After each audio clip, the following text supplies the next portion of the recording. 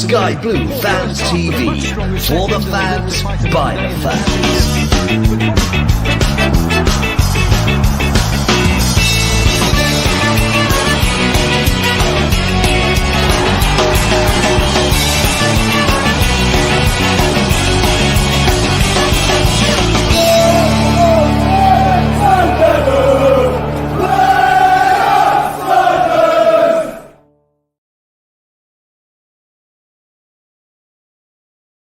Yeah, well, good evening. Welcome to Sky Blue Fans TV. I'm Miles here. I'm in the hot seat tonight.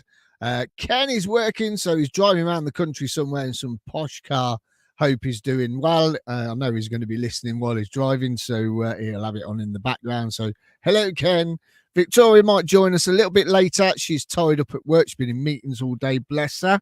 That's what happens when you work for the NHS. They're probably trying to sort it out. She's probably putting the worlds to rights and trying to sort it all out for us all. And we've got our Claudio joining us very soon. But what we've got coming up tonight, we've got information about the new plaque that was unveiled. We're talking about the new third kit. Yeah, we'll talk about the new third kit. Spurs ticket prices, no signings. Have we missed a trick not getting a free signing in yet? You never know. You never know. Also, we've got some news for you later on. A couple of our guests are going somewhere special, and they will talk about that later on in the show. And we've got Spot the Ball. Here you go. Claudio's sitting in the background. He'll have a look at this. Let me just remove that banner a minute. Yeah, so that's fine. That's okay. You can see the numbers good. So get your guesses in. Have a little guess, everyone. Get your guesses in there. Where is the football? This is against Oxford at home. So see where you think the ball is this evening. Could it be number 10, 9? Could it be 15? Whatever. I don't know. Could it be number 8 by the referee's foot? You never know. Get your guesses in. So let's get Spot the Ball in there. But we've got to get our guests in. We've got to get our presenters in. And our first presenter tonight, which only two of us actually. Good evening, Claudio. Good evening, Miles. How you doing? I'm all right. How are you? You're good? Yeah, I'm not too bad. I'm ready for proper football. I think we've done the international break. Although England and Italy had good wins, so we beat the French away. That was fantastic. Yeah, happy with that. Well, I wasn't after 13 seconds when we went 1-0 down. That was ridiculous. But especially because they announced that the manager has decided to stiffen up the defence, and he went 3 at the back and they let it go in after 13 seconds. Hilarious. Absolutely hilarious. When you messaged me and said you're 1-0 down after 13 seconds, I thought, oh no, here we go. It's going to be an onslaught, absolute onslaught. Now, don't forget, everybody, you can like and subscribe. Please give us a subscribe on YouTube. It'd be absolutely amazing to keep those numbers growing. They're growing every day. And we just want to say a massive thank you to everybody that likes and subscribes on YouTube, even on Twitter as well. Twitter or X, however you want to call it. I still call it Twitter. Get your subscription. Well, get your subscription, get your likes across there. Subscribe to our channel on there, and also Facebook. It'd be great to see you all subscribing to our channel. Now, Claudio, yes, you were on Monday at Highfield Road. Yeah, look at that. Tell us a bit. What happened? What was it all about? Well, we know what it was all about, but tell us how your day went. It was good. I mean, it wasn't a massive amount of people there, but it was big enough. So I think that was good. We had leader of the council was there. I've forgotten the name now. No, somebody will remind me what the name is. Obviously, Pete was there, and Lionel. They're the two historians and part of the archivist teams with Jim Brown. Jim Brown was away, so he wasn't there. Joe Elliott was there. Dave Bennett turned up, and they all had a little speech, and it was just great. I mean, it's a lovely plaque, and hopefully it doesn't get nicked. I mean, that's the whole thing, isn't it?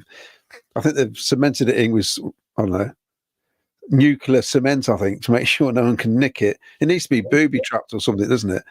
But yeah, it was really nice, and it was great because people spoke of the memories and the highlights of Highfield Road. I don't know if you've been there, Miles. It is weird because that's on the centre spot, And what I did was I went with Luca, and we parked near what used to be the Binley Oak. And he said, "Why are you parking here?" And I says, "Well, I'll park here because that's where I used to park, and I want you to do the walk I used to do when I used to go to the ground, basically." And yeah, it was great. But when you come up to the front of it, you realise that's where the main stand is. You think, "Oh, it's just weird. It is weird. You can't believe when you stand in the centre spot, you can't believe there was a football pitch there. It looks too small. That's the thing. The whole area doesn't look big enough." Yeah. But yeah, it's quite. I know. I think Rob Gurney, because Rob Gurney was there, Rich Williams was there, and Rob was saying it's only the second time he's been there since it's been demolished, and it is quite emotional. It is. If there's so many memories come flooding back as soon as you walk up those streets. Yeah. And I say to Luca, "Look, this is how football grounds were. They're in the middle of these sort of housing estates, and close to town as well. You could just walk into the centre, couldn't you?" Yeah, you could walk it. It was a good little walk, weren't it? Really straight up the hill and everything else, or whichever way you wanted to come into the Highfield Road. It was good. And if anyone who's watching tonight, you got any favourite moments at Highfield Road, please put them in the comments. It'd be amazing to hear your stories. And if as I say, if you get comments in and let us know what your stories are of Highfield Road, it would be brilliant. I'm surprised they didn't put a cage over the top of it to stop any graffiti on it, because you can see it happening, can't you? It needs some sort of glass or something on the front of it. It just needs something, I think. Yeah. But it is, it's just a big. When you go there as a small kid, and it's a big part of your life. And the thing is now, it's gone, hasn't it? But I've created those similar memories now with my son, because he's obviously never went to the Highfield Road. He's always gone to CBS.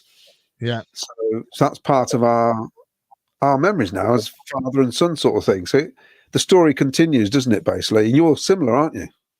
Well, I'm lucky enough that Will did go to Highfield Road. Oh, did he? He did, yes. Yeah.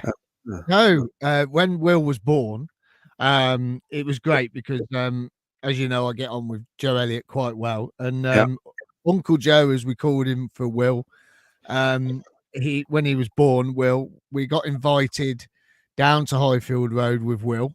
It was the day after the Derby game. Yeah. And Joe took us on the pitch, before they got it all ready for the farewell concert, pictures in the goals, sat in our season ticket seats, went into the dressing room, sat in the dugout. So Will has been to Highfield Road. And when he was 18, I had a collage made up on a photo, and there he is as a baby in my arms and Cheryl's arms at Highfield Road. So he got to go. Fantastic. It's lovely, really lovely, so yeah, really good. Now listen, before we get your favourite memory of Highfield Road, we've got to get you spot the ball guess. Why don't you have a go? Where do you think it could be? I think this is easy this week, so but I would, because I've done it. Where do you think it is, Claudio?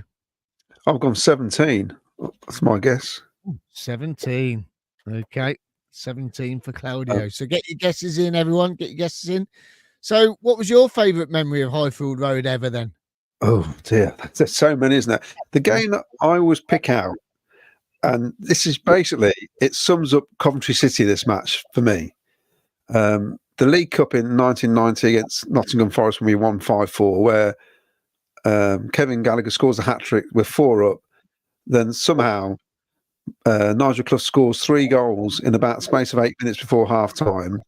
But that's like after half the Forest fans had left the ground, if you remember. They all walked out, didn't they, at 4-0. Yeah. 5 minutes into the second half, and it's 4-4, isn't it? And we're thinking, I can't believe this. And then, of course, Livingston got the winner, didn't he? But to me, that's just typical Coventry City, and it was just an absolute. I mean, there are other really important relegation matches we've won, and obviously I could reel off a load more, but that, to me, that's just a brilliant match, basically. What about you? Me, I'll give you a worst first, because I've got a worse one. Wimbledon at home in the Zenith Cup. Oh yeah. And flipping freezing. And I think we lost 3-2 in the end. I think they beat us 3-2. Yeah. And it was awful. I've never been so cold in all my life. It was absolutely freezing standing on the cop because there weren't many there. There was no one to keep, because when you were there, you kept warm because there's loads of people around you. I think there's only about 20,000 there or something. It was ridiculous. It was ridiculous, absolutely ridiculous. But I think probably my all-time favourite was Boxing Day against Aston Villa. Oh yeah. We had a box. The lower boxes in the main stand, them wooden ones. Yeah. So we had a box there. It was great. It was Christmas, obviously being Boxing Day, and because me and my brother used to live next to each other in a block of flats in Leamington, and we spent all Christmas Day together. We went out Christmas night to the Builders Arms in Leamington. We walked in about 9 a.m. Boxing Day morning, and then we got changed and we had to go straight up to Highfield Road, and we had a box, and the box was just full of crates of Carling Black Label. Right, and we were on it all day Christmas Day, all day Boxing Day, and we beat the Villa, which made it even better. Yeah. And then we went back and we went out again. We were knackered. And that's probably, I think beating Villa on Boxing Day was just absolutely special. Really was. My worst game, if it's picking a worst one, was the 0-0 against Bradford City. After we lost to Villa, and me thinking, well, surely they're going to go out with with thunder and lightning, and it was the worst game ever, wasn't it? 0-0. Both teams have been relegated, and that was, I think, the saddest game I've ever been. Just worse than the Villa game, actually, where we lost. To me, I just thought, oh no, end of an era. And then the clown Richardson says, well, it's going to be fun in the what was it, the Championship then, whatever they called it in those days? The Championship. Yeah, and it's going to be a fun ride. We're going to have a good time. Yeah, and all that, and it was absolutely awful, wasn't it? Yeah, and he said as well, I remember him saying on the radio, none of the players are leaving. Yeah, we're keeping all the players and we're going straight back up. A week later, Dion Dublin had gone and everything out. Everyone had left. Well, yeah, Hartson went, didn't he? That was the one straight away. Hartson had gone. It was rubbish. It was horrible. I'll tell you what else, though. Another highlight. I was Sky Blue Sam for a season.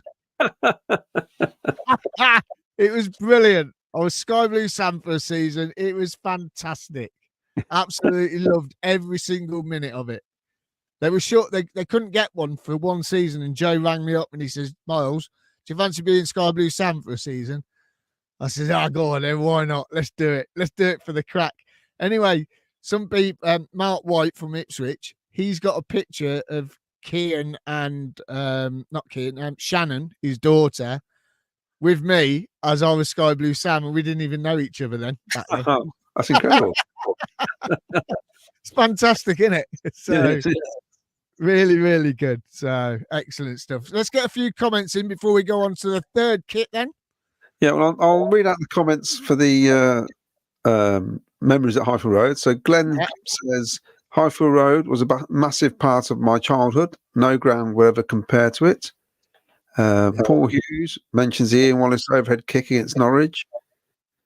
Ian Wallace always looked like he wanted to do an overhead kick every time the ball came in the box. It's that type of player. I used to love him. Wayne Littlewood, Chelsea turning up without their kit, having to wear our red kit was always a highlight. And to top it off, I think we beat them 3-0. That was brilliant. Absolutely brilliant.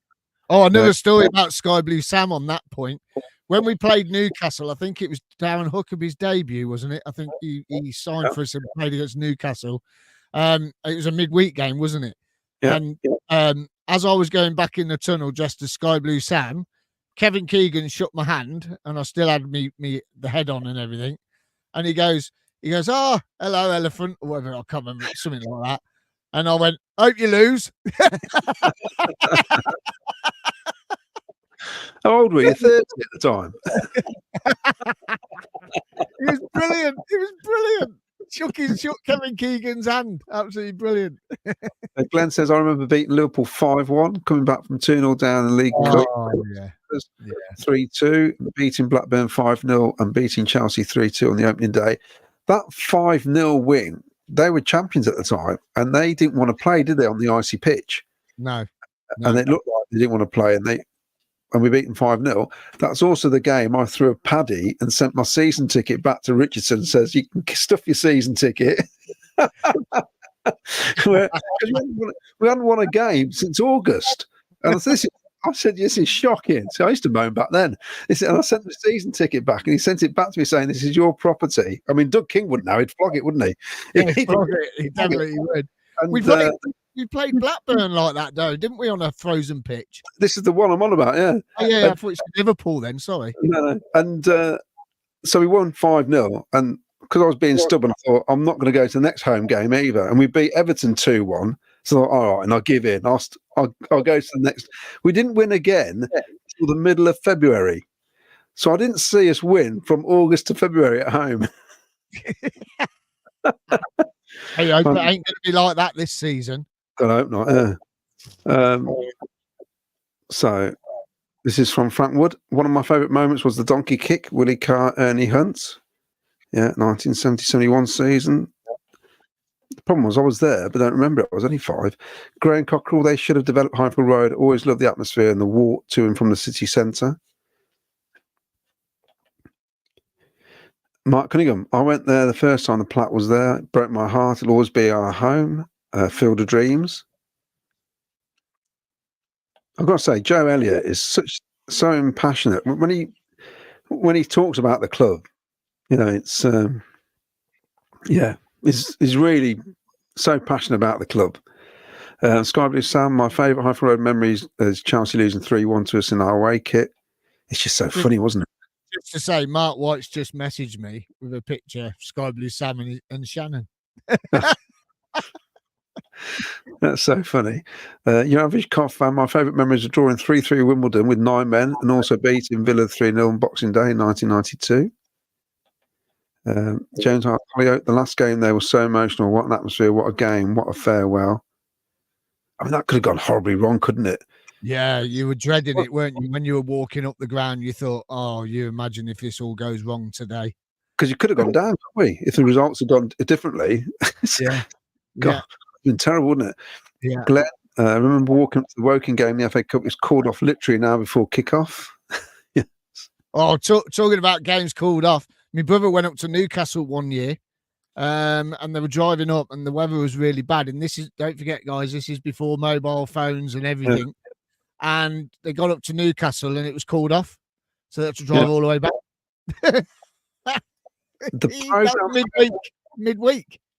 The program for that rearranged game is so rare, rare. Yeah, Blimey. You struggle to find one. Yeah. Blimey. There's a lot of Cov fans did that. They travelled up there and it was called off, and they brought out a program for the rearranged game, and really hard to get hold of. So if anyone's got one, Claudio needs one, please. Yeah. Oh yeah, it's not rare at all. It's only worth about £1. There's thousands of them because no one bought them because they wanted too many. Not worth anything, honest. Graham Cockerell, the donkey kick, I'll never forget, as it's behind the goal, which should have been goal of the season. Dave McGee, favourite memories is Cov beating Arsenal 3-2. Robbie Keane coming up to me and spinning upside down. Had no job and won ticket in competition to go to the game. What a treat. And the atmosphere was magic. Was his debut possibly one of the best debuts ever? I can remember at Highfield Road against Derby when he scored those 2 goals.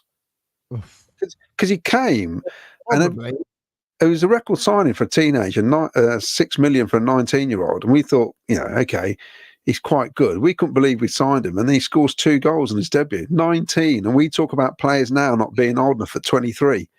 22 need bedding in. Robbie Keane, different class. He was unbelievable, Robbie Keane. He was he was special. And the best thing about that signing was that Alex Ferguson said he wasn't worth the money. That's right. And we went, well, yeah, he is. So we bought him. and then we ended up selling him to Inter Milan, didn't we? Yeah, well, Gregory from Villa said the same. He didn't want to pay the extra 500,000 or something like that, so he didn't sign him either. So yeah, mad. Right, let's get more comments quickly, and then we go on to our next section of our show this evening. Robbie Keane and his sublime flick for the third goal against Arsenal was always a cracker. The game had it all, followed by the outrageous finish by Suker. I think it was set. I think it was to set a nervy end. That's right. And Glenn says, due to frozen pitch, also the Southampton game where me and my dad helped clear the snow off the pitch, and Noel Whelan scored a goal of the season, contending a 1-1 draw. Yeah, Noel Whelan, another one. I remember I'm asking the fans in to clear the pitch. I remember that. Yeah, Mark, our worst game at Highfield Road was Wimbledon Zenith Data Cup, lost 3-1 after extra time, freezing cold, terrible football. It was the only game my father-in-law left early. We should have left with it. That was the one. It was bloody freezing. I think Lloyd McGrath broke his leg in the Ipswich Zenith Cup before that as well. Oh, really? Is that when he broke his leg? Yeah. Wow. Mark Patman, I was 8 years old when I first watched Coventry at Highfield Road. Mick Coote was playing. My favourite moment was when we beat Man United 3-2 and Huckabee scored the last-minute winner. Who we got? Dave McGee. Nice to meet you at the plaque ceremony, Claudio. Plaque needs protection, though. Right. I know who you are now, Dave. Yes, it does need protection. It needs a cage around it. Yeah. Ian Courts, first game was 10 was QPR, the famous free kick, no goal, when Clive Allen thought he'd scored, stood on the spine, cop, moved to West End. That was against Crystal Palace, that was actually. I was in a box that game at the ground level. And yeah, I don't know why, but we were. A couple more, then we'll talk about the next one. Yeah. Glenn, worst game was losing 1-0 to Gillingham in the League Cup, closely followed by 7-2 defeat in Benfica pre-season, followed by Forest beating us 3-0 opening day, Kevin Campbell hat-trick. That 1-0 defeat was... You're happy, Glenn? You're cheerful tonight? That 1-0 defeat was the first game Strachan was in charge. That was. Yeah. We thought it was going to be all guns blazing. It was blinking awful. Yeah, it was. Wasn't good, was it? Trevor Merriman, Highfield Road, just loved the walk from the Silver Sword to the ground, stopping off and pork and stuff in batch. That's the thing. Everybody had a pub they went to. Now, I could say which pub do you go to would be here all night, with everyone saying what pub they went to. I went to the Binley Oak and the Beer Engine. That's where I used to go. And we used to go to the Chippy across the road from the Beer Engine, which is now some sort of, I think it's a Polish supermarket or something now. Well, I wasn't really old enough to go to the pub in the early days, but then later on, there was a little club down the road by the park. It's like a house, but it's a club.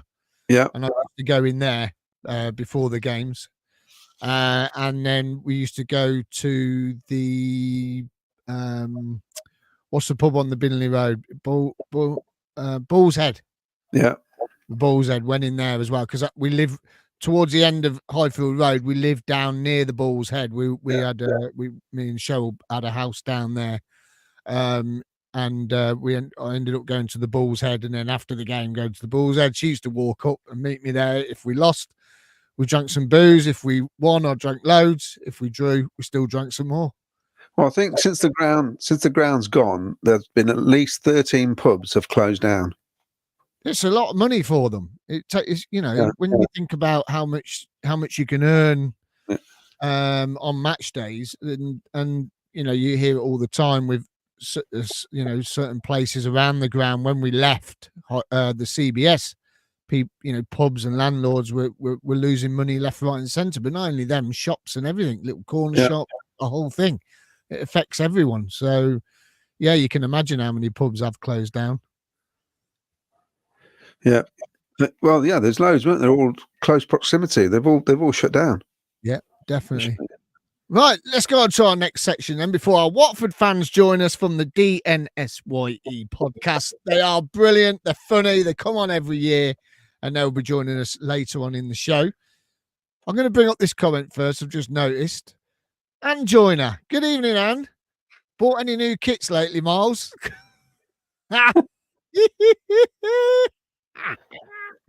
Now, I'm not going to blow our own trumpet or anything, but when we were doing our kit reviews during the summer, what were we saying? What colour was the third kit going to be? What was the badge going to look like? Black and gold. And lo and behold, black and gold. Yeah. Oh my God, this is a thing of beauty. Don't you think this is beautiful? It's it's exactly what we needed, I think, after that dreadful second kit. I'm sorry. Listen, carry on. The second kit. You asked me, didn't you? Ask me the other day, when do you think the third kit's coming out? I said, surely it's going to be announced soon, and you thought it was going to be after the next international break. Yeah, and I wonder if the sales weren't that great with the white kit. And that's what I said to Will today. I said that to Will. I said the reason this has come out today is because the pennies have started dropping off a little bit because no one's bought the white. Well, people have bought the white kit, but not as many as they thought were going to buy it. And they thought, right, we need some money. Yeah. They've had a bit out of me today. I won't say how much I've spent today. I thought, oh, sod it. I'm buying it. I don't care. The tracksuit is brilliant. I love the tracksuit. We'll get on to that. Let's have a look at the detail then. So lovely gold chevrons on the sleeves. Absolutely fantastic. Then we've got the gold Hummel badge. We got the Monzo in gold, which looks lovely. Where else were we? Where's our badge gone? Oh, you know what? That photo hasn't uploaded again, has it? Well, we've got the badge. It's big enough. Yeah. So there's the badge. There it was. Where's it gone? I've lost it. I know some people have said it's too big, but it's a modern take on the old badge, isn't it? Basically, so the ball's bigger. Yeah, it's just a modern take, isn't it? It's lovely.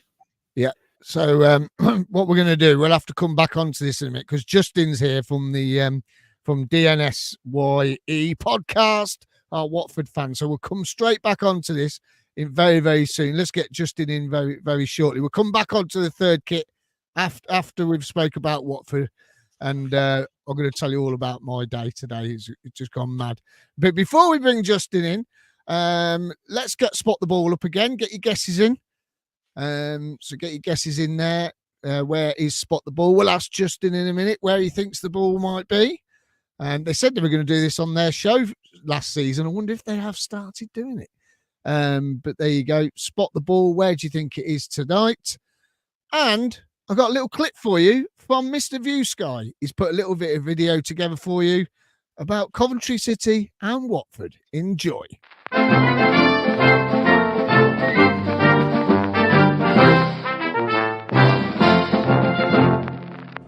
Hughes thought about going for glory, but I don't think he will now. Lee stayed on his line. There's the ball in, and Benjamin this time, and it's in the net. And Coventry take the lead from the set play. And Benjamin got the header. Now Jackson. Young is this side in space. Darlington joins the attack. Plenty of players forward. Darlington goes up. This is Webber. Webber's effort, and Dyer! 1-1. And the captain levels it after good work and arguably the best Watford move of the game. Hughes takes. This time it was away by Demerit, and the effort is a real blockbuster from Jorgensen. It's an absolute bullet straight into the net. Now Chambers. Eagles. Chambers cross. And this time a lovely effort from Dyer. It's up the line. Dyer in the end, it's gone for a corner. Dyer hits the woodwork. Jackson's corner. Scott Shearer came for it, punch didn't get, and driven in off the line again. Extraordinary, it was Demerit. Pandemonium in the Coventry box, and now it's all on a quick counter. McSheffrey. Doyle has gone forward. Doyle's effort is a really superb one, and Coventry lead 3-1. A counter-attack goal that seals the victory for the Sky Blues. Coventry substitution, looks like Andrew Wing being prepared by the Sky Blues. Dyer, now Webber, and now Webber, 3-2. It may not be over. Don't think he quite hit it with the venom he expected.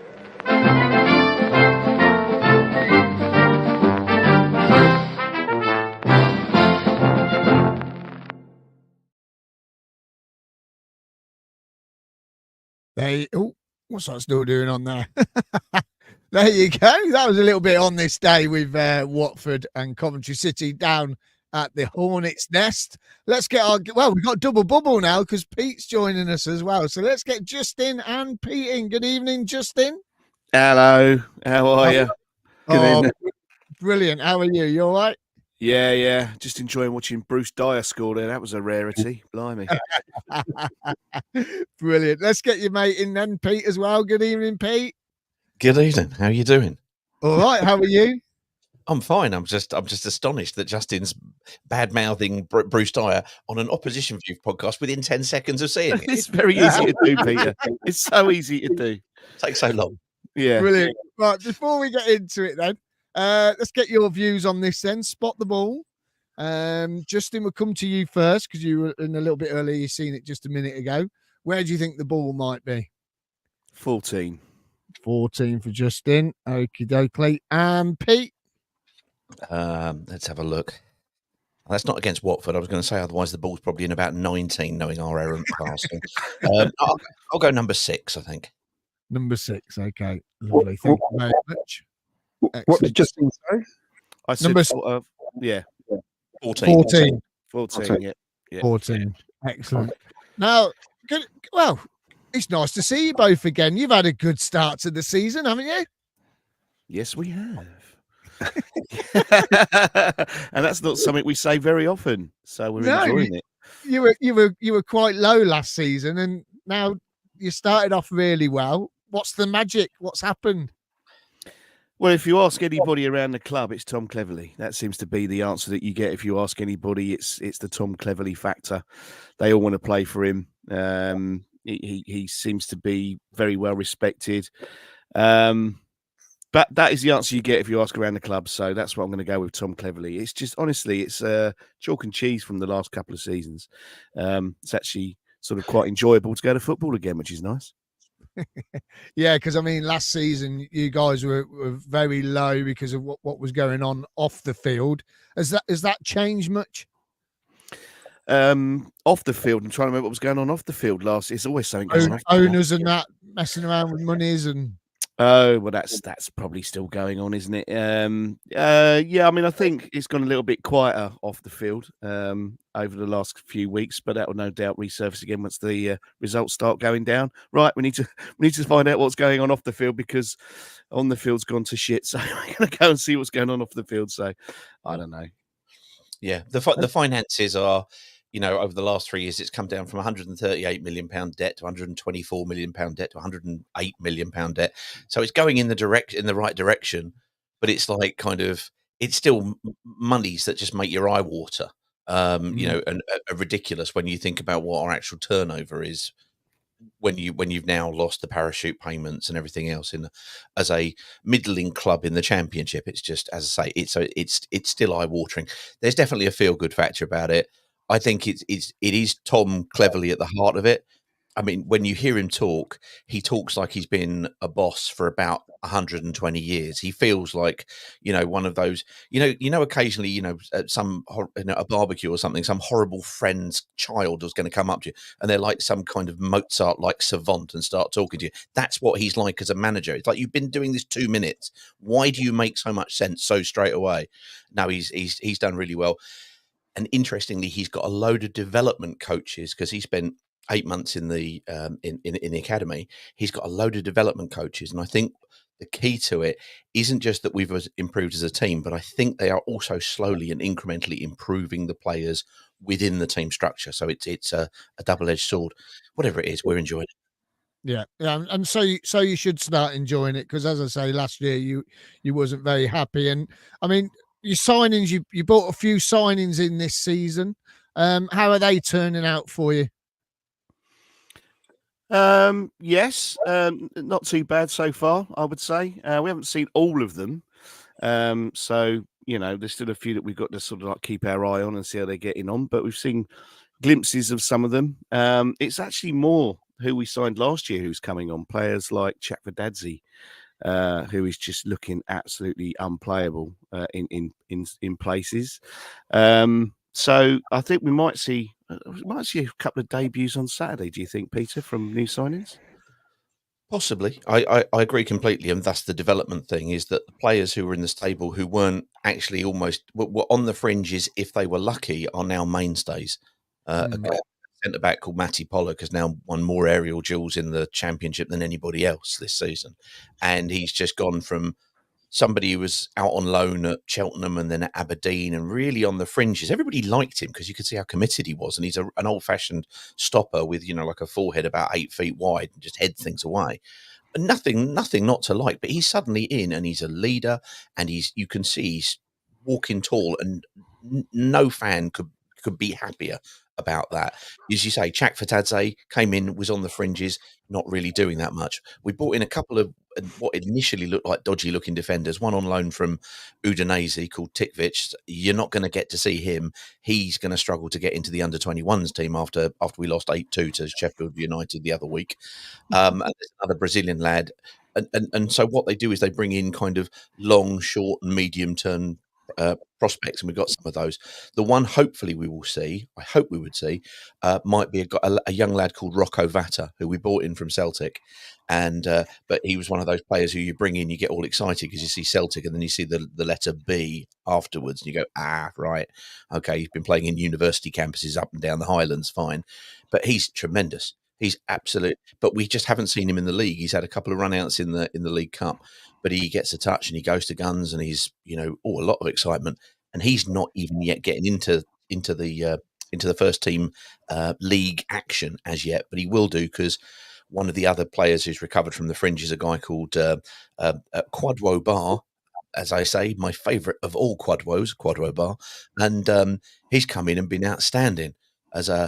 He played as a forward, but he's not really. We're playing as 2 number 10s, and he's he's really useful, but he's probably he's 50-50 for Saturday. So if he's out, I think we might see a bit of Rocco Vata from the bench. So no, it's exciting times, and it's just really nice. Justin's happy and everything. When you see me smiling, it's good. It's good times. We've spent more on one player than you spent the whole summer, I think, on players. Yeah. You've hardly spent a penny, have you? It's incredible. And you've sold. How much does Spear go for? 18-20 million. How much did he go for in the end? He's gone for, I think it was like 21.5 million, but I imagine that's euros rather than pounds. We sold Kone for 15 million. And I can't remember who else was. Somebody else went out as well. Wesley went for a couple of million. Went for a couple of million, but he was 30 in his last year. Not spent more. Are you actually restricted to what you can spend then? Is that what? No, but there's no point spending transfer fees these days. Because once you do that, that's dead money. That's not earning you anything. I'd much rather they bring in a free, somebody on a free transfer, or somebody who's kind of very, very. For example, Rocco Vata, we spent 240 grand for his compensation, and then go and give them bonuses, go and give them something else, some money that's going to lead to performances. The moment you put down, and we've put down 10 million, and the players haven't shaken a leg. Yeah, well, this is our issue at the minute. And how's Ogbono doing then? Is it because you got him in from West Ham, didn't you? He's not yet fit. He was literally signed on deadline day or day before, excuse me, and he's described as he won't be fit for this weekend. He may be fit to play some part, and I imagine probably will end up playing at Manchester City as 2100 bleeding kind of £50 million fullbacks go whizzing past him, no doubt. But no, he's not fit yet. But he's a goodly type who's done well. The one player who we have kind of bought in, but back on a free, and we had him, and we were all, Justin was grumpy about him. I was a bit more hopeful about it, but not a huge amount. Is Musa Sissoko, who was formerly Newcastle. He had a season with us which was one to forget, and people described him as saying the best of a bad bunch. And as I always say, he was like the best looking man in a Burns unit from that point of view. It was not a good comparison group to be locked into, but he's come back and done really, really well so far. And he's only playing in the league, and they're not playing him in the League Cup. They'll play him, rest him, play him, rest him. But he's done really well. See, our policy now, and Miles will know about this, is that our owner doesn't want any loan players. So we have currently, I think the first time ever in years and years, we've not got one loan. But you've got quite a few, haven't you? And we don't know what to think about that, because, to be honest, I'd have loved to have gone into the Premier League and got a couple of loan players who, a bit like we've done before with Callum Doyle and players like that, but we've not bothered, and they really do boost your squad. So I'm surprised we haven't. Yeah. Well, but again, it's a way of supplementing the squad, and the moment that Clevs came in, we said, all the supporters, of course, there's always going to be supporters who go, you haven't put down 12 million on the back payment for somebody. Somebody's going. Every village has one. Let's call it that. And he came in and said, no, we're going to have to be in the free transfers and the very small fees if we're going to go for anything. The ex-academy players who are coming through, and quote unquote X Factor loans. Well, I don't know if anybody's watched the X Factor. It doesn't seem to be very good on occasions. So, for example, one of our loanees was somebody we'd got and then sold to Udinese in Vakun Bio, who's playing up front. He wants to play. He wants to play top flight European football, despite, I would suggest, his ability. And so Udinese have bought him and then loaned him straight back. So he wants to do it, but he'll do it around next July if that's all right with you. He's not like that lad at Southampton that Graham Souness had, is he? No, he's not George Weir's cousin, but I imagine he's probably a distant relative. In all but kind of in all but coordination, definitely not. No. So we've got that. We've got a lad called Tikvic. I mean, this is the one who I was talking about, who just seems odd. He's played literally 1 minute for Udinese's first team. They brought him on against Fiorentina on the 14th of January. And then we didn't bring him over across in the January transfer window. And that 1 minute made him eligible. I mean, FIFA, UEFA, go figure. And he's come over. And then he's been described as a long-term project. We've got him on loan for a year. How do you have a long-term project on loan for a year? We'll improve him and then we'll go, bye-bye. Well, we won't improve him. He won't get game time, I don't think. So there's been some strange things. But that's really kind of moaning when we don't need to. We needed desperately a left wing back, and we went and got a lad from Troyes in France who was at Sheffield United last year. Larouchi, yeah, he's great going forward as a left wing back. Going back, not so much, but never mind. It's all fun. It's all the championship, isn't it? Honestly, most wing backs are like that. They're always very good going forward, not very good at getting back. But one last question for me then. So you've still got the connection with Udinese. That's still there, is it? It is still, but it's become increasingly. And are your owners still connected with Udinese as well then? Oh yeah, absolutely. Our technical director previously, a guy called Gianluca Nani, who came in back in 2012, 2013, was around for a couple of years, has gone off and done strange things. When I say strange things, I mean includes working at Reading, for example. Nothing more strange than that. He's come back in over the last year, and now he's been made group technical director, looking over Udinese and Watford. So I think there's probably some organisational sense in it, but for comedic purposes, we're not prepared to look that deeply. We're just going to take the mix. So there you go. There is one other thing from me. How pleased were you with the relegation of Luton last season? Well, it means we get to play them again, which is always fun.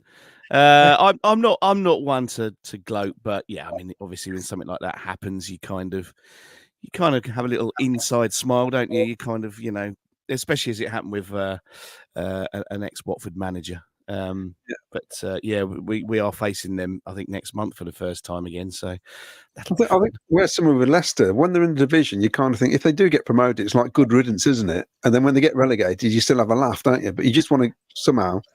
I don't want to play them. You know what I mean? It's one of those, isn't it? I mean, seeing them getting promoted was a bit hurtful, I've got to say. We tried. Yeah. Thanks. I know. That wasn't great, but well, what can we say? It's like a Samaritans group for that day in May a year ago, wasn't it? Honestly, it was. Yeah, it was. Justin's not one to gloat. I, however, and one to gloat.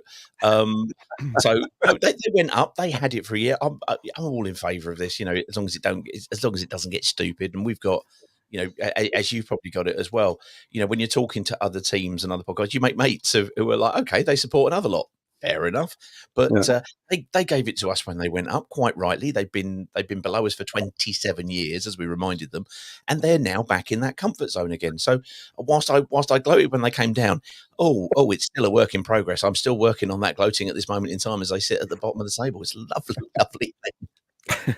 Oh, we know what happens if you are at the bottom of the table. It can all turn around, and all of a sudden you can start bouncing straight back up. Like Forest and like we did. We were near the bottom when we got to the playoffs. Of course. So at which point they dish it back, and you just go, look, if you give it, you got to take it. Fair enough.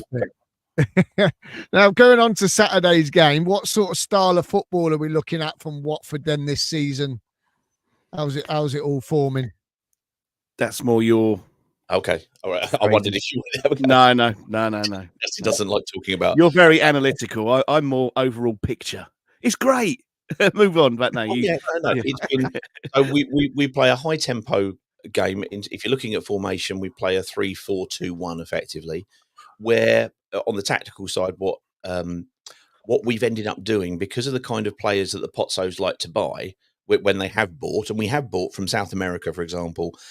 They've tended to buy those sort of number 10 players who've got high on technical ability, and they'll maybe get something. And if they go like a João Pedro, for example, or João Pedro, I keep getting told I'm pronouncing it wrong, but never mind. He's gone to Brighton now. We have loads of those, but the last guy, Valerian Ismail, we had was playing them as inverted wingers. So they were really out wide, and we had one isolated forward. Now we're playing these as two number 10s. So when I say 3-4-2-1, it really is that. The forward plays with his back to goal. It will be the aforementioned Vacun Bayo, who's currently on loan from Italy, even though he's not gone anywhere near Italy in the last few years. He's been at Watford. He cannot hit a barn door at 10 paces. I bet he will Saturday. But we'll hit an occasional worldie. He will hit an occasional worldie. The game the other day against Derby, he just hit, and it was like, who is that?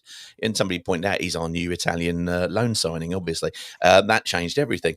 But no, he'll go back into it. But he works very hard, and then we'll see kind of who's coming on off the bench. That's if he doesn't already start Daniel Jebison, who is one of our loan signings who we've only seen for about 20 minutes at his former club, which was Sheffield United. It's our one defeat of the season.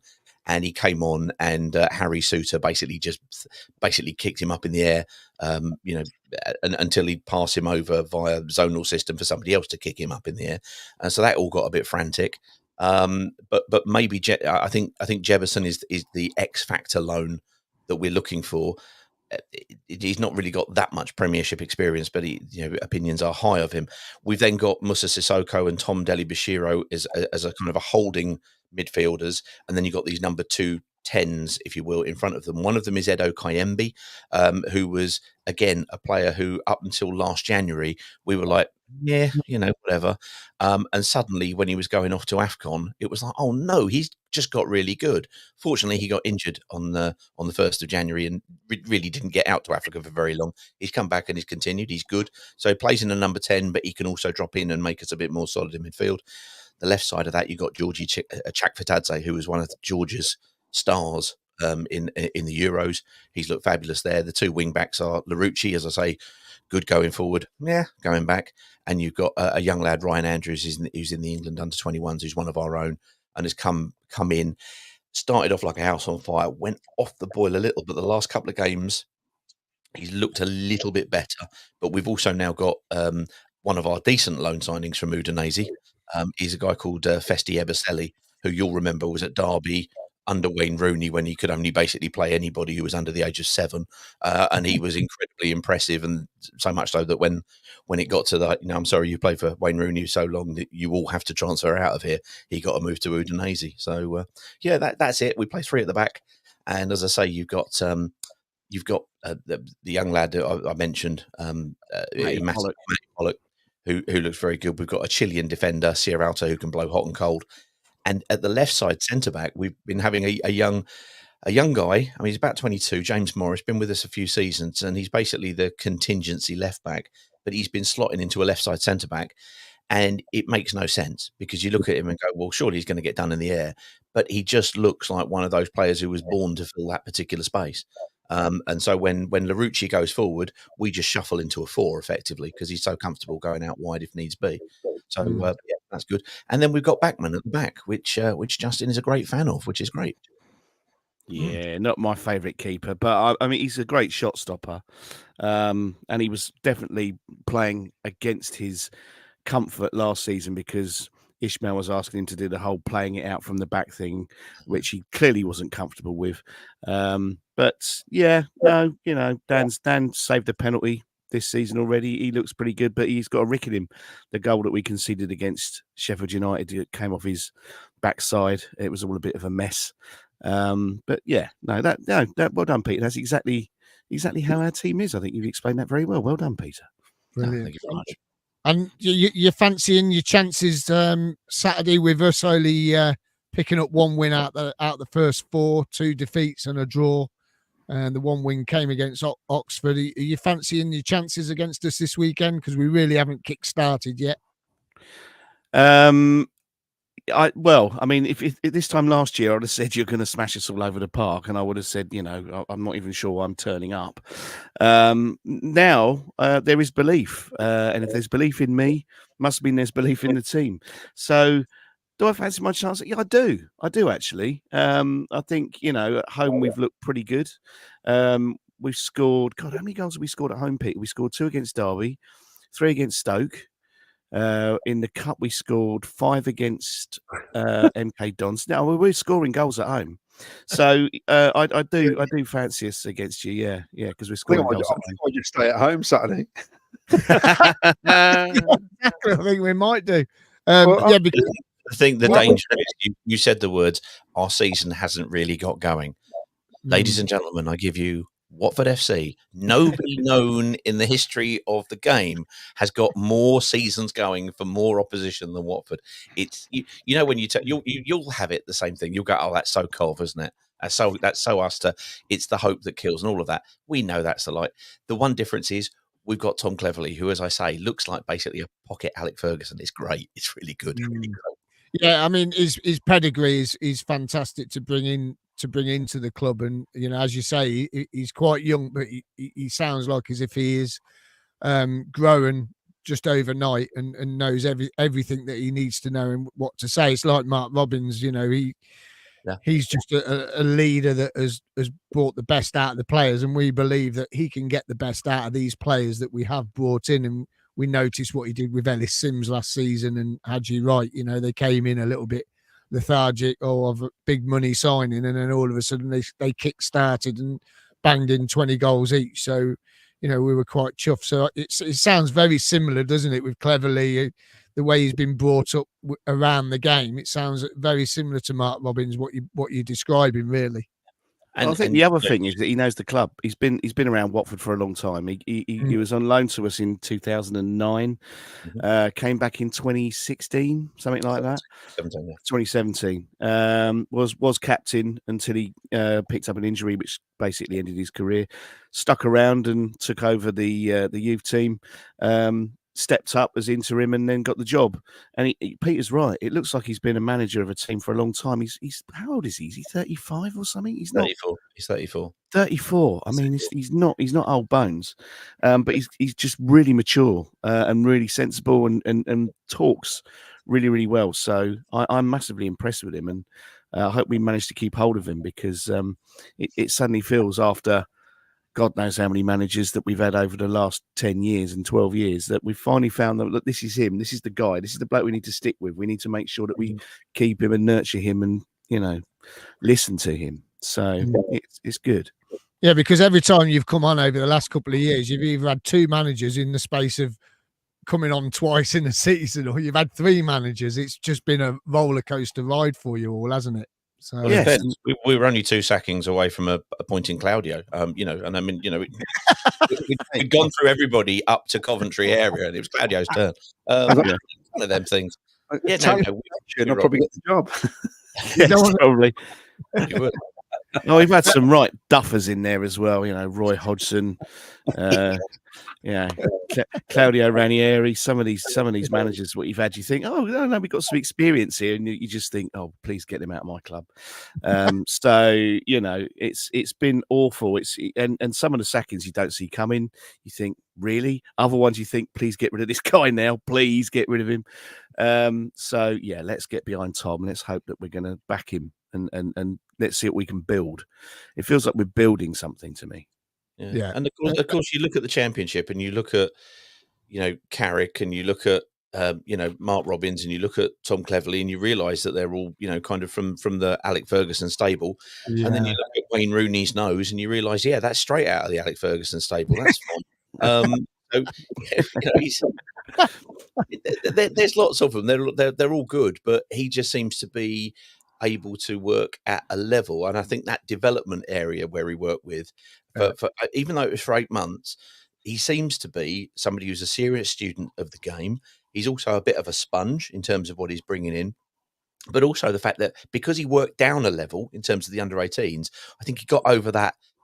And he wasn't really that kind of player. He's not got that Wayne Rooney kind of they can't do what I could do kind of thing about him. So he's very level-headed. Yeah, very good, very good. It sounds very interesting. I'm looking forward to Saturday. It's going to be one of those games, and we'll get some scores in just a sec. But I'm going to go on to last season's game. We've got a clip of this Sky Sports pundit. I don't know if you've seen this clip, but it was from Coventry City versus Watford last season down at your ground. And the Sky Sports pundit didn't know how to say one of our players' names. I've kept it because it just makes me laugh every time. I thought I'd play it tonight for you guys in case you haven't seen it. Second half, but all it has taken is one chance again for Haji Wright for his 40th goal of the season. It came from Jock Exness on the right-hand side. He played the ball to Wright on the... That should have been Josh Eccles, not Josh Exness. Good on him. And do you know what? He still works for Sky Sports. I seen him the other week. Fantastic. He's on the couch. He's like a pundit. Yeah. It astonishes me. It really does. If you're going to get it wrong in front of millions of people. That's what I always say. Exactly. Do it proper. Right, let's get some scores then. Let's come to you first, Claudio. Claudio will sit on the fence. I know he will. No, I'm not actually. Oh, okay. All right, here's some statistics, Miles. No. Here we go. We've had 5 league wins in the last 25 league matches, right? And we've only had 3 clean sheets in those 25 matches. So, yeah, I'm not feeling it for Saturday. I'm sorry. The fact they're scoring goals for fun, they're telling us they've got a bloke who can head the ball, which is something we haven't got up front at all. And they've got a leader. They've got a leader as well. We haven't got a leader. If we turn this around Saturday, I'll be amazed because we got a bunch of fixtures coming up where last season they looked tricky, but last season we didn't lose any of them. Leeds away, Swansea at home, Blackburn at home, Watford away. It's one of those things, isn't it? But I don't think our season's going to kick off at all this weekend. I think Watford will beat us. I can't see scoring, so it could be 1 or 2-0 to Watford. I just cannot see us scoring at the minute. Okay. Rightio, I'll put 2-0. Justin, come to you. Well, that's the score I went for on our podcast, 2-0 to Watford. And I think I will probably stick with that. I think there's definitely goals in our forwards and in our team. So, yeah, let's go for 2-0 as well. Okay, and Pete. Well, when we do predictions, we have a league, and we have dogs and dice making predictions as well as pundits such as Justin. And I refuse to allow Justin to select 1-1, so I'm going to go 1-1 just to keep him in a constant state of irritation. Okay. I was going to say the same as you, Pete. I was going to go 1-1 as well. So I'm going 1-1. At our place, you're never easy. I mean, Gyökeres came down and got a break. Well, not a breakaway, but he was superb that game a couple of seasons ago. We've got a fine history of making sure that we've managed to fabricate draws between Watford and Cov. Ben Foster letting O'Hare header over the ball from him from about the halfway line. Wesley Hoot managing to score the most spectacular of own goals last season, wasn't it? That was a good one as well. So yeah, no, it'll be a draw somehow. The gods will align, and that will be so. Yeah. Well, listen, guys. Thank you so much for coming on. It's been a pleasure having you on again. Thank you so much for taking the time. Always look forward to this one. It's really good. And good luck for the rest of the season, but obviously not for Saturday. Let's hope the Sky Blues can do something. Or even though Pete and I have gone 1-1. I'll take a 1-1 at the moment, I will. But thank you very much, guys. And, we'll see you hopefully for the return leg. Yeah, no worries, mate. It's been great coming on again. Thanks for having us. Cheers. And safe travels, anybody who's coming down, guys. Cheers. Definitely. Thank you. And we'll let you know if you win Spot the Ball. Oh, lovely. Thank you very much.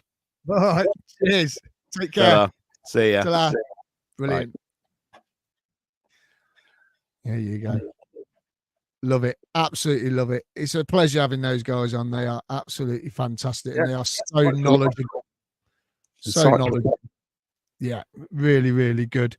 And it's like, it's just a breath of fresh air, and to hear what the other side of things, especially what they were going through last season and the season before.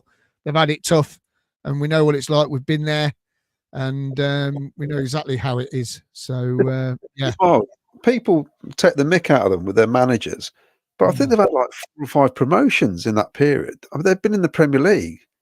Yeah, I don't care how many. In the end, it's like it's kind of worked in a way, hasn't it? Because they've not been happy. They've changed a manager, and eventually they get promoted. Yeah, new manager bounce sort of thing. Yeah, the trouble is now, like I said, they're having to go virtually starting from scratch again because they can't spend money. They've run out of money, basically. Yeah. And it's interesting. You said they've got this new development team, which is what we've done this season with all these coaches. Yeah. Yeah. Right. Let's get back onto the kit then. So, what have we bought today? Well, let's just say I've bought these 3. You bought all 3? I bought all 3. And I've bought a towel. I bought a towel and all 3. Sod it. I've done it. That's what I've done. You only live once. Let's go for it. So let's talk about his kit then. I mean, we were saying before the boys come on, after the white kit, this is a bit of a breath of fresh air, really. I mean, it is lovely. I mean, this should have been the away kit, or the gold and black square one should have been the away kit. That would have been nice. That would have been brilliant. But what are your thoughts, Claudio? Nice, like it? Yeah, it's great. It's a great kit. The second kit, the white kit, it looks like it's dirty when you see it. I don't know. It doesn't look right. It's but the black kit, and I just love the old badge. I know some people like the big, massive, blown up, the whole thing badge, but I do like that badge. It's for me, it's childhood memories. That's why I love that badge. The thing, when you zoom in close to this picture, if you go online, you can zoom in, and the football has got like little pinstripes around the edge of the hexagons, and it makes it bold. It makes it stand out. It just looks absolutely brilliant. And I just think that, even the training gear, I mean, that's a match day alternative pre-match jersey. I think that's lovely. I don't know why. I just like it. I just think it's fresh. It's really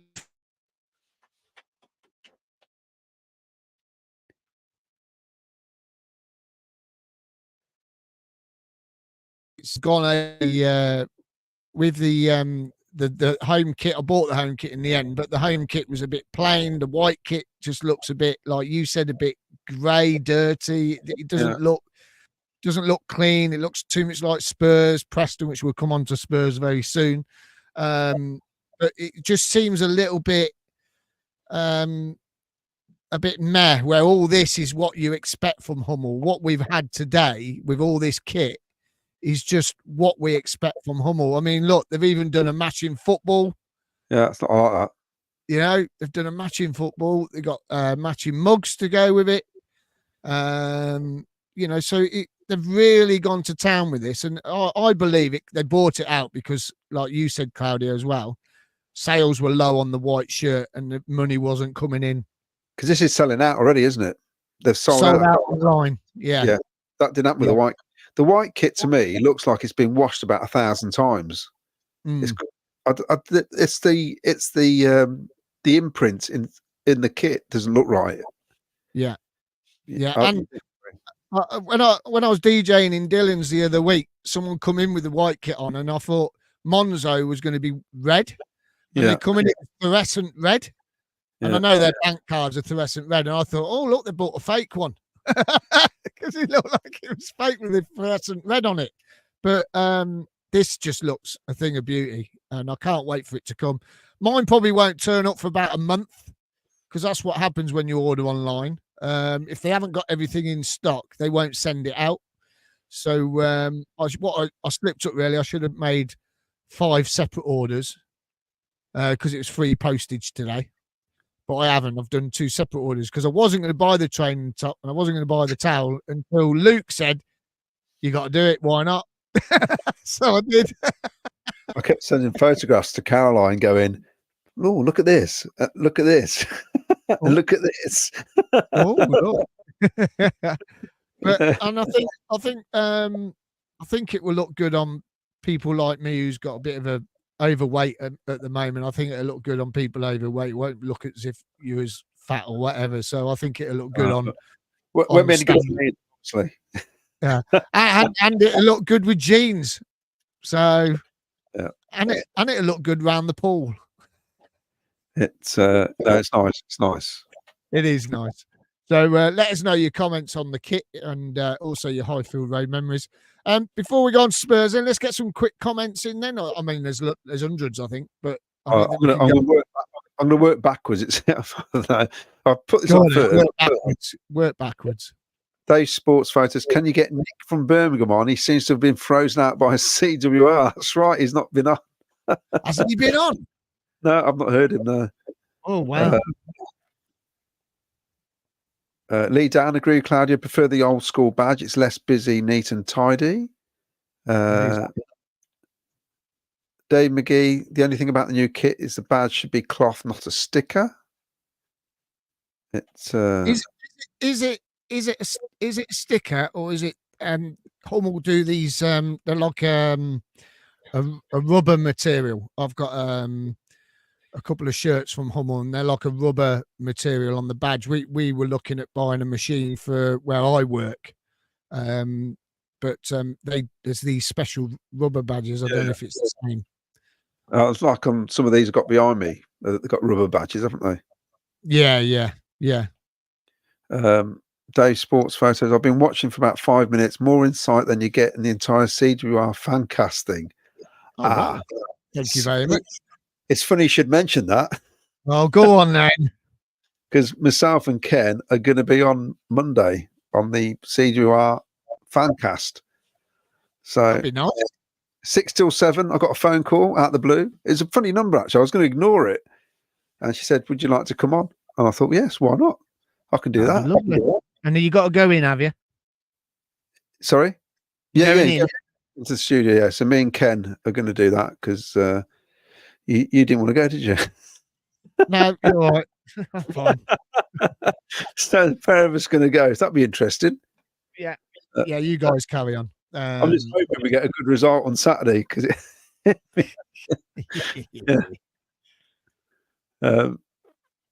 going down. We've got a comment from Adam Shaw. Kitchen and Thomas has to play together. I feel like they've had a good understanding of each other and kept our only 2 clean sheets of the season. Binks could do a job at left back. Yeah, could do because he gets forward quite a bit. Latabodier played in midfield for Jamaica this week and they won. Oh, there you go. Lee Dan, I like Lee. Lee's always positive. When Coventry start to click, we'll be dominating teams. Watch this space. We'll come back to you. We'll definitely come back to you. Evening, Lee. This is from Tenerife. Webby from Tenerife. Coventry City Webby. from sunny Tenerife. Great show as always, gents. I wish Cov would make sky blue vests for me, as I wear rugby vests. They do. They got the white one. They got the white one waiting, and the royal blue one. Go on the website. They've got them because I got bought one for my birthday, ready for when I go away in October.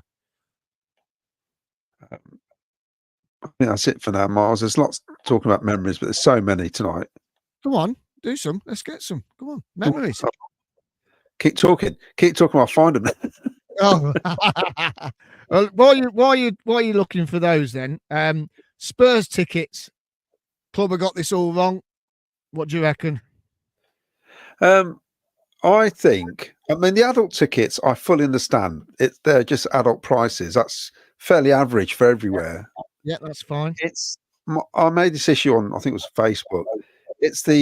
Now it's gone to general sale. Under 18s, 25 quid. That's too much. It's too much. So you could have 2 kids, well, 3 kids, various ages. You're not telling me a 5-year-old is going to get the same experience as a 17-year-old for 25 quid. You know, it shouldn't be that much. I mean, 10 or 5 maybe, but not 25. That's just too much. And I don't know. It is too much for it is for when you. I mean, Amy's coming, Will's girlfriend, and it's ended up being it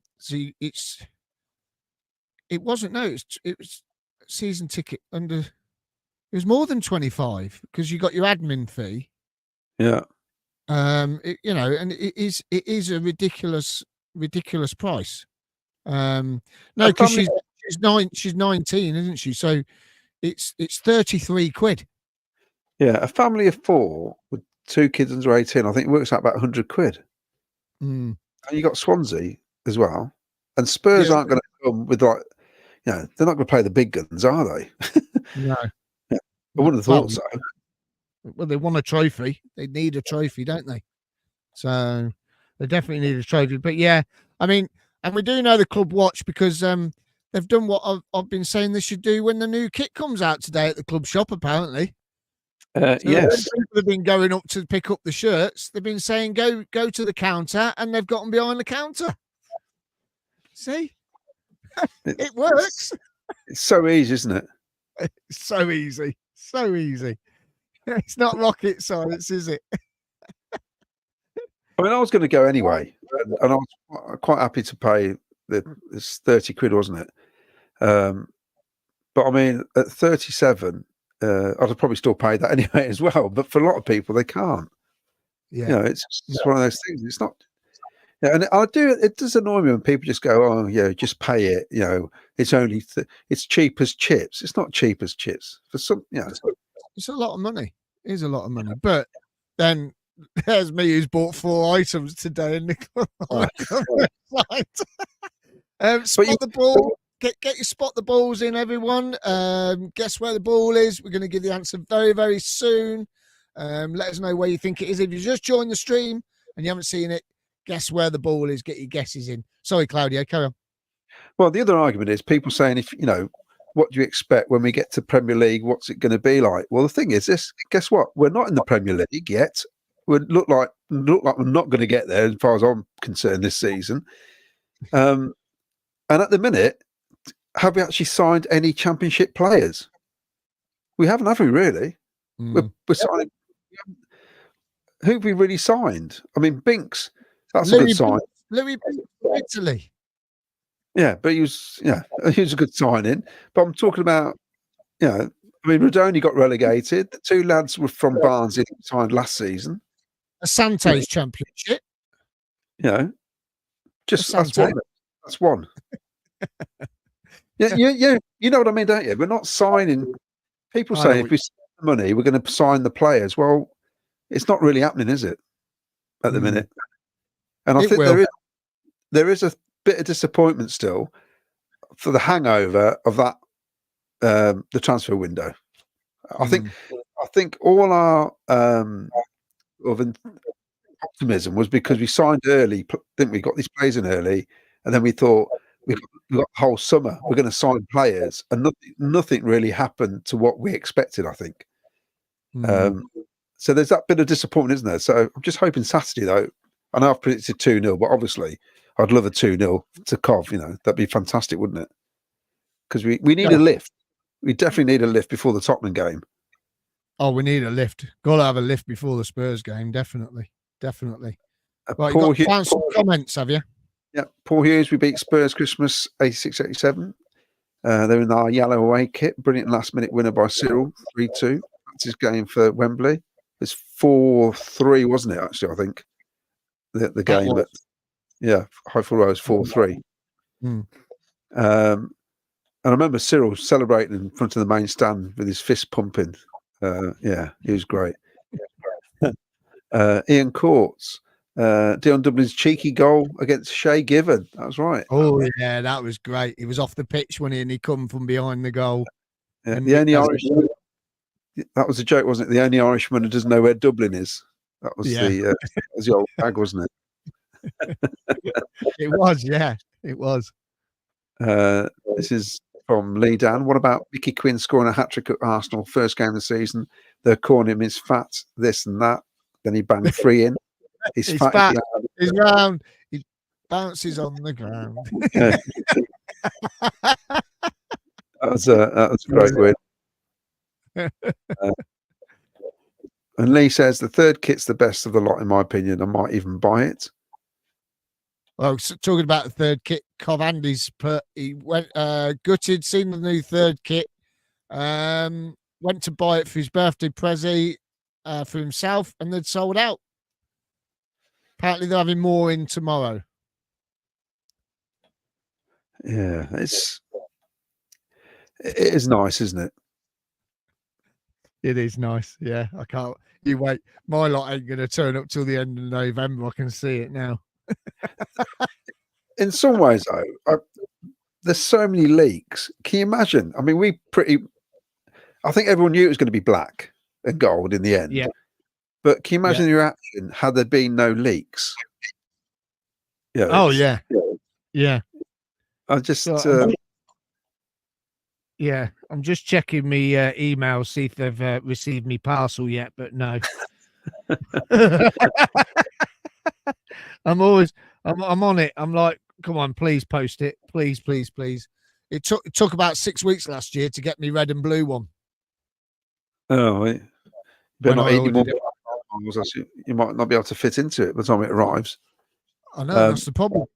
I know. Lee Dan has gone for Watford 1, Coventry 2. Sean McGonigal, my Watford 1, Coventry 4. Sorry, Hornets. Alison Berry has gone for 2-1 Cov. Paul Hughes has said Pete and Justine were brilliant. 1-1 draw. Trevor Merriman says, listening to the Watford lads sounds scary for Saturday. Yeah, it does when you hear about what goals they've scored and stuff like that. It really is. It just, you sort of think, oh my word. Dave McGee, Solid Miles, I'll buy the new kit as well. There you go. There you are. Sod it. Buy it. You only live once. Do it. I might just buy the whole lot, shorts and socks. Now, you know what, though? That was another thing. You know them royal blue shorts? They're really nice material. I thought, right, have they got them to go with it? But they haven't. Gutted. Really gutted, because they were going in my cart today as well.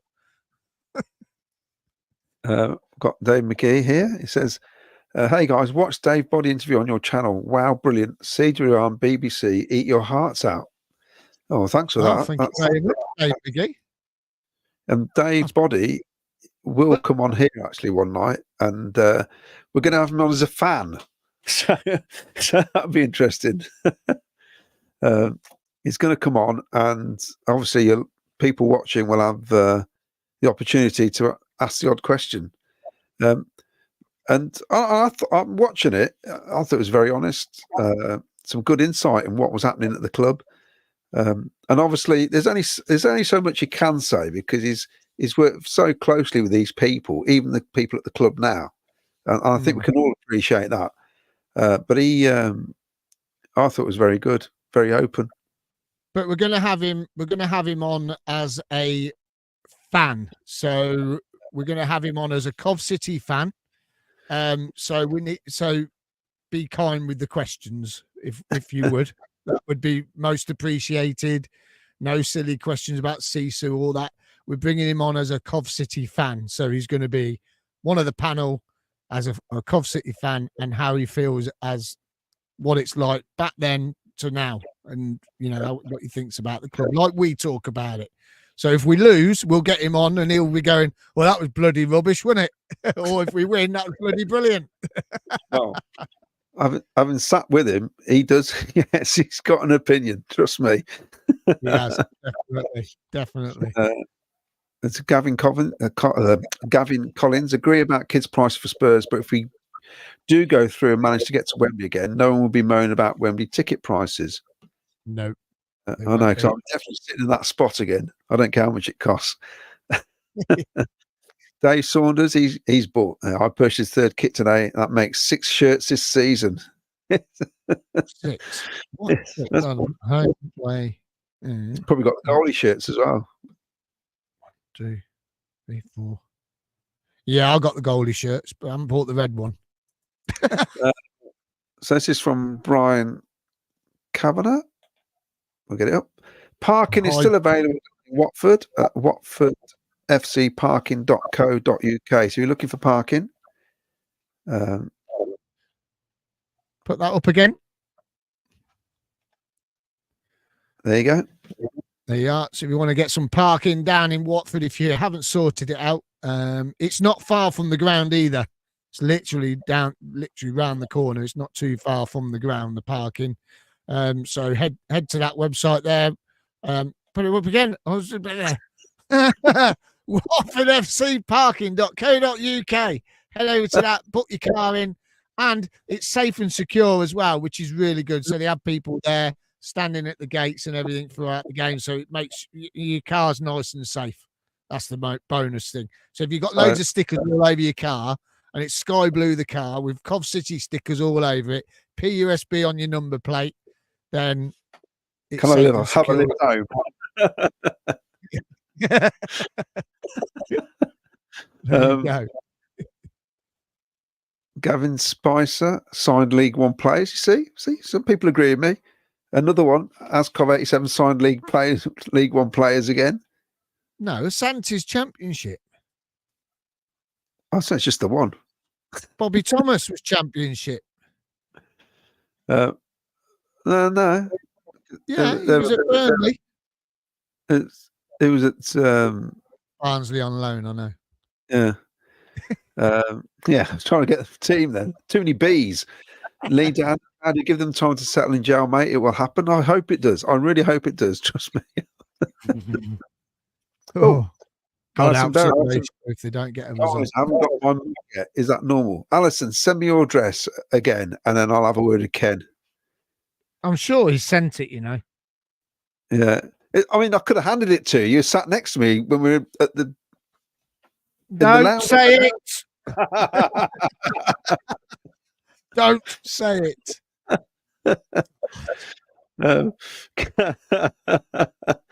Gavin Collins, block 18, after we heard how much the box was for Tottenham, definitely in block 18.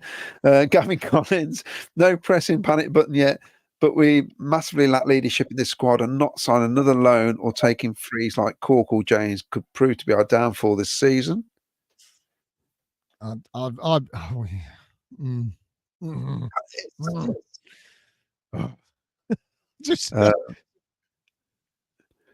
Lee Dan, lads, do you see Robbins bringing in any loans? We need quality cover for Sheaf and possibly a right back utility defender. Have we now submitted our squad? Is that it now? So, well, should we have a look at the squad? Go on then. Is the screen big enough? So, there is 20 members of staff, including Doug King, and there's 27 players. But some of those are youth team players, obviously, that are mixed in there. They wanted it all to be together as a team. We want to be together. Got 5 goalkeepers. Yeah, 5 goalkeepers. They'll be on the bench Saturday. Stranger things have happened. but it's like I was saying a couple of weeks ago. Is there two? I know some of these are the youth team coaches and things like that. I understand all that. I get it. But is there in the first team staffing, which is obviously the bottom row? So you're looking at 1, 2, 3, 4, 5, 6, plus the goalkeeper coach is 7 staff, plus Mark Robbins, plus Doug King. Do you think? I was saying it the other week. I think there's too many. I just think there's too many. It's just too. It's just too many. And do you know what, Claudio? What is Doug King doing in the photo? Yeah, it's a strange one, isn't it? You don't ever see that. There's two things as well. There's the guy with the blue tracksuit behind Mark Robbins. It's aesthetically, it doesn't look right because it's not equal between the keepers. They should have had the 5 keepers together. They should have put him somewhere else. It doesn't look right. Anyway.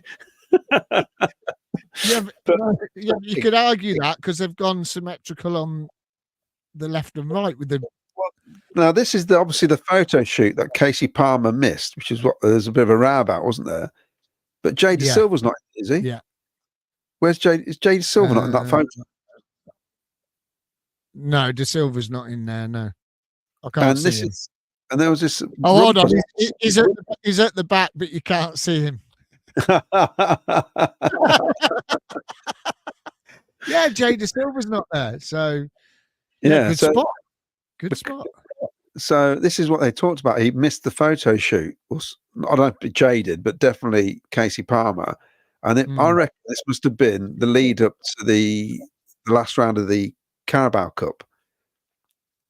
This photo taken because something's not right, obviously, and that's why he knew he was going to go. But it's all, it's a bit weird. But it's just, I don't know. It looks weird with all the. I think had it just been the team and Doug King in it or not, whatever, doesn't really matter to me. But if it's just the team, but with all that coaching stuff, it's bonkers, isn't it? Yeah. Just see, it's like as if they're trying to fill out the picture. That's it. It reminds me of a wedding photograph where you haven't got too many relatives and they go, right, family and friends, and everybody goes in for the picture to pad it out. That's what it looks like. Yeah. Do you know what, though? I mean, you could have got in there if you'd have walked past.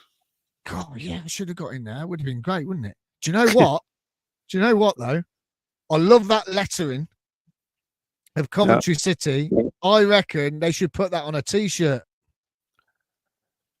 Oh, they could. I reckon they could. I reckon that needs to go on a T-shirt. Maybe on a black T-shirt with gold lettering. You wait, be in the shops Wednesday. There you go. Cov City T-shirt with that lettering in gold on a black T-shirt. Boom. That'll sell. I'll have one. But yeah, it does look a bit mad with all that lot, doesn't it? Definitely. Right, should we get the spot the ball winner up, and then we'll have a few more questions before we call it a night, because it's 9 o'clock and I'm freezing my socks off in here in my bar tonight. It's I wish I put the heater on and I didn't. So let's get spot the ball up then. Have you got all the answers ready, Claudio? I think so. Yeah, I think I have. We'll have to do a recheck afterwards just in case. But... Here you go then. Here's spot the ball. Ken's photo, great picture. Absolutely love it.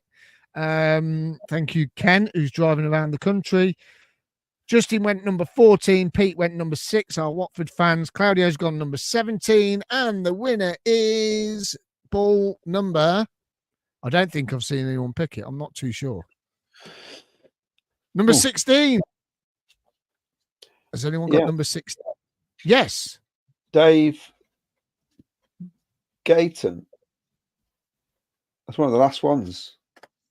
Dave, sorry? Dave Gayton. I think it's Gayton. It's Dave Gayton. Lovely. Well done, Dave. You have won. So send us an email below with your name and address, and we will get you a prize out as soon as possible.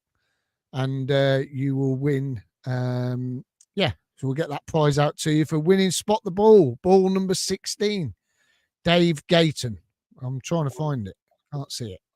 Right, few more comments in, Claudio. Bear with. Right, it's talking about the kits here. So Adam did ask what was our opinion, Adam Shaw, about Doug King being in the photo. Lee Dan responded saying it's. Oh, I've lost the response. It's basically saying that it's in the past. We have had the owner sat in the lineup. This is from Lee though. Lee Dan, do you see Rob? Oh no, we've had that one. Sorry. Someone's put, who's the striker in the suit? That's Lee Dan. Wakov 1. Jada Silver's taking the photo. It probably is. Dave Sawn says, who's the big lad between Binks and Bissett? According to Alison Berry, says it's Isaac Moore. Oh, there you go.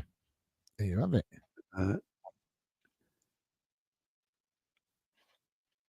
Dave McGee says, great show. Thank you very much, Dave. Thank you, Dave. Right, so this was Lee's comment. Back in the day, Cov took main squad photo and one more photo of the squad, but the players separated into their positions and showed the strength and depth on the photo. Look it up online, apparently. Oh, okay. I'll have a look tomorrow. Yeah. Lee Dan's, but who's the striker in the suit?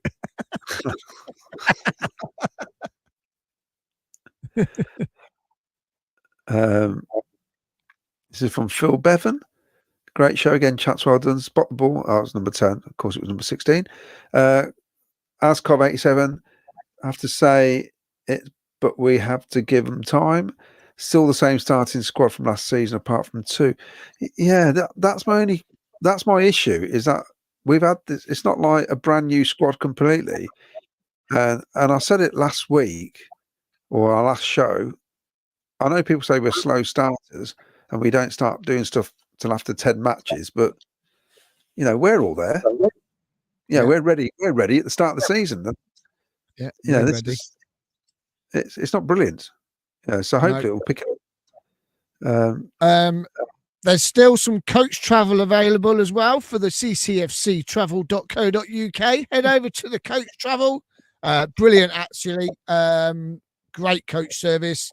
And also, they don't have alcohol on the coaches, which is a lot of people like, because you don't get too rowdy and people don't clog up the toilets, which happen on other coaches that go out on the places. Not like Leamington. They have to behave themselves as well. Leamington and Warwick supporters got a coach as well going. So if you want coach travel still for Watford, they are still tickets available. Yeah, we're sponsoring 2 players as well, so that's good this season. So we'll have the players' meetings. That's the Leamington and Warwick Supporters Club. Who's doing the interviews then?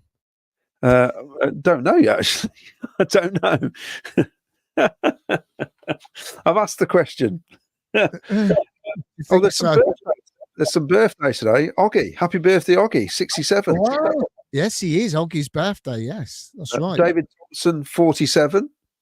Yeah. It was one of our players yesterday as well. It was their birthday, wasn't it? Yeah.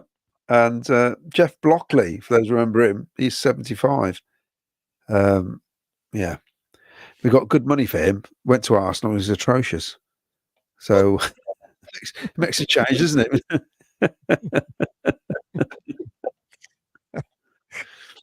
Right. I think I've gone through as many comments as I can, I think, Miles. Have you? Yeah. I want to put this one up. No, I don't like this comment. Oh. Lee, have a word. We're not like Man United at all. Seriously, not like Man United. Unbelievable. Well, unbelievable. We're not like Man United. It's a bit similar. It's a bit similar to the Wasp top as well, though, isn't it? No, it's not. That was black and yellow. This is black and gold. Shut up. Don't be so stupid. Black and yellow, that was, not black and gold. This is black and gold. Unbelievable. The only thing I'm disappointed with, they didn't reveal the kit with the song, did they? It would have been good. Yeah. Do you know what? I reckon we won't wear the away kit this season now. The white one. Oh, well, they have to though so many times, don't they? They have to wear it minimum 6 times or something. There's all sorts of. We didn't wear the red and blue one 6 times last season. I think Trying to work it out. there's some sort of they have to wear it so many times apparently. David McGee says apparently we're 6th in the league for best performances, so optimism's still there.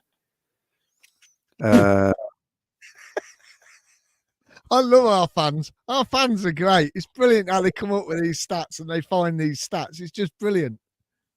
Trevor Merriman, great show, lads. Any news on your pub shows? Well, we are working on it. Trust us. We are working on it. There will be another one very soon. The backroom staff have been very, very busy lately and haven't been able to sort anything out. But we will be doing another pub show very, very, very soon. And we will be. We will be. Lee says, I know. So what did he say then? Have you just made that up? Yeah, I was just winding him up. Where's it gone? No, it's because anyone who mentions Man United with us, it's just seriously, I hate that team. I know you weren't set. I know you weren't, Lee. I know that. Where is it? I've lost it. Oh, here you go. There. New away kit reminds me of Man United, where first team to wear black kit. Controversial at the time because of the refs in black. I just put another little bit of a spin on it because you mentioned Man United. I didn't mean to upset you if I upset you, Dan. Honestly, Dan, I didn't mean to upset you if I did. I don't think I did. I know you knew I was joking. So yeah, there you go. Right, that's it then. We've come to the end of the show, haven't we? I think we've covered everything. You're on BBC CWR Monday. Yeah. Yeah. With Ken. We're live here again on Sunday night. And we will be chatting about the Watford game. And we've got a Spurs fan, is that correct? That's right, yeah. We've got a Spurs fan coming on. Brilliant. So that'll be good. We get the insight into Spurs and James Maddison. That's what I'm looking forward to seeing again. Is old James Maddison scoring an own goal against us for us. The lad who's coming on from Spurs went to Cov Uni, so he's got a soft spot for Cov City. Oh wow, that's good then, isn't it? That's fantastic. So he was here in the 90s. I think he was at Cov Uni. Oh, excellent. That's very good then. So I bet he went to a couple of games as well. I bet. That's right. So, just said, on the screen, it looks like Mars has got sky blue shorts on. It does look like that's Sakamoto. That's your hand because it's in line with your sleeve. It is, isn't it? Oh, well spotted. Yeah, it does, doesn't it? Oh, it's brilliant. I love it. See what I mean? Our fans spot everything.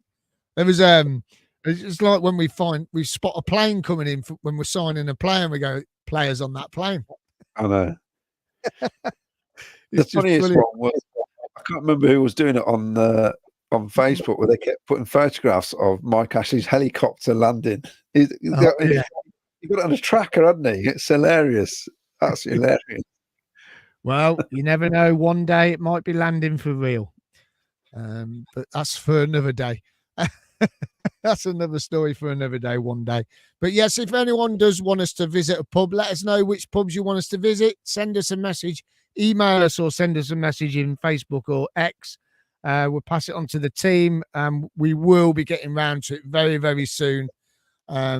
Few logistics at the moment we need to sort out, and some equipment as well, so we don't get any problems with our equipment when we're out on the road, because it does get a little bit sticky with Wi-Fi and everything else. So, we will try our best to keep you updated, and we will get you to a pub near you very, very soon. We have been in touch with about 4 or 5 pubs, and they're very keen for us to come along.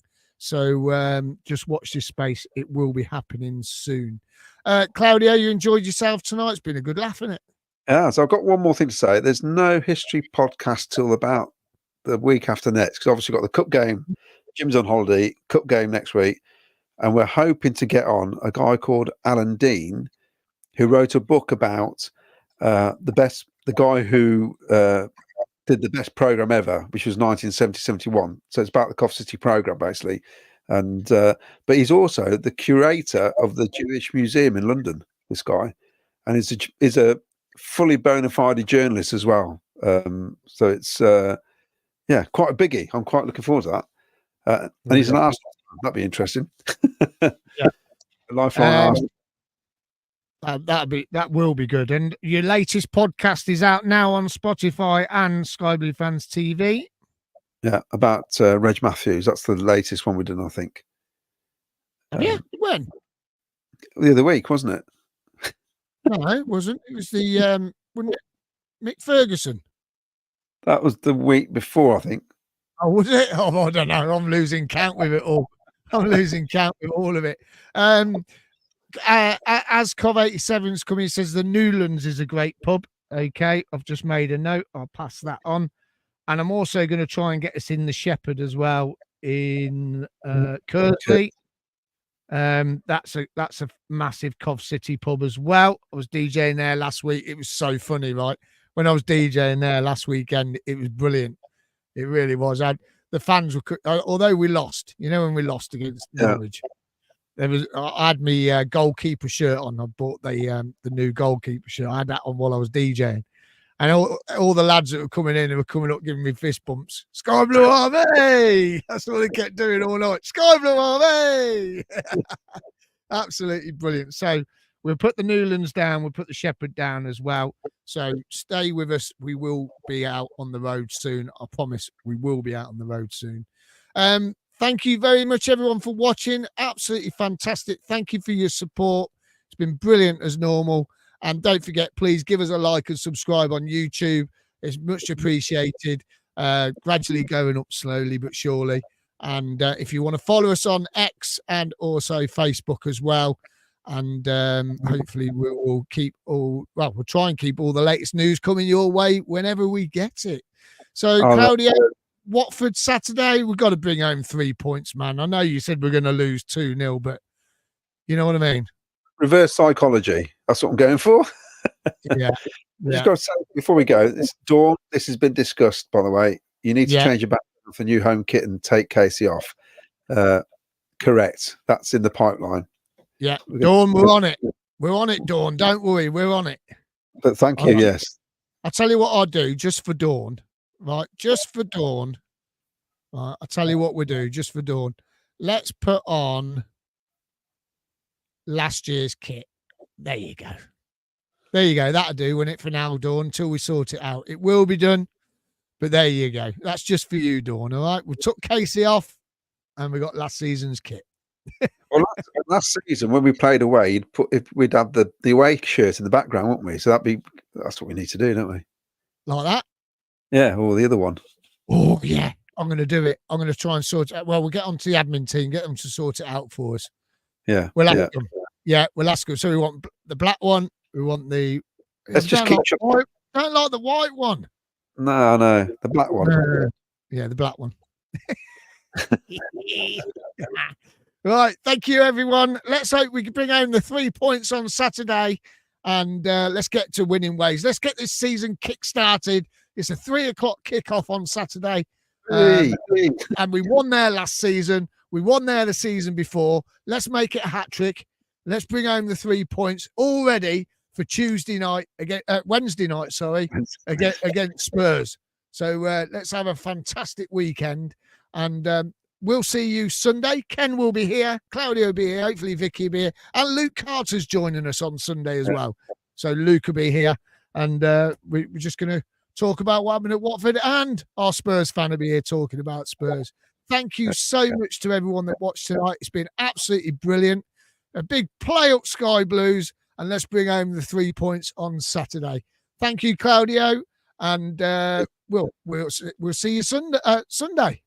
Yep, play up Sky Blues. Play up Sky Blues.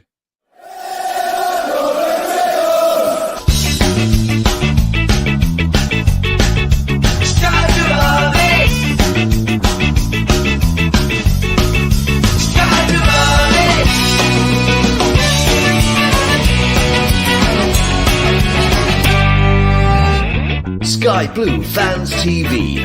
For the fans, by the fans.